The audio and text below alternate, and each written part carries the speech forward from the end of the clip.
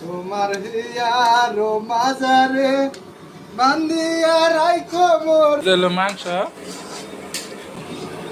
রান্না যদি কেউ না জানো এখানে ভিডিও দেখে শিখতে পারো। এখানে দিছি আমি হলুদের গুঁড়ায় আরো মরিচের বাকি, তার সাথে আছে একটু জিরা পাউডার, আরো আছে দইনা পাউডার, সাথে একটু গরম মশলা।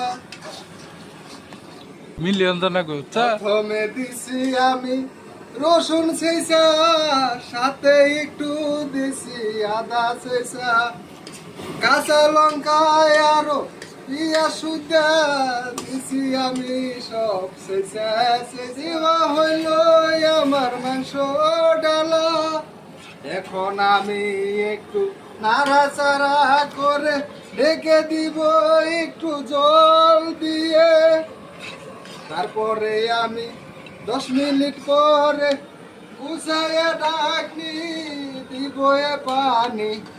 পানি হয়ে গেল, এখন পানি দিব, পানি দিয়া একটু ডাইকা দিব। এই যে দেখেন সবাই পানি দিতেছি, এখন আমি দেখবো মাংস অবস্থা কি হয়েছে। যদি মাংস হয়ে গেছে নামায়া ফেলবো।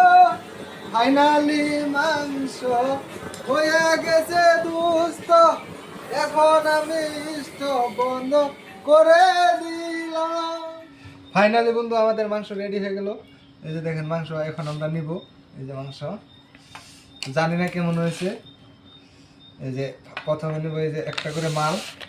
এই যে এই রসুনটা খাইতে কিন্তু মানে ভালো লাগে। হ্যাঁ, তো রসুন 3টা দিয়েছি ভাই। রসুন করে আরো 2টা কই। হ্যাঁ, একটু একটু নিচ্ছি আমরা বন্ধুরা, একটু একটু আগে খাই দেবো, খাওয়ার পরে আবারও নিব। তো দেখি কেমন হয়েছে অবস্থাটা। যার যতটুকু লাগে নিয়ে খাবে বাস। এখন খালি কোনো রকম, হ্যাঁ কোনো রকম দিলাম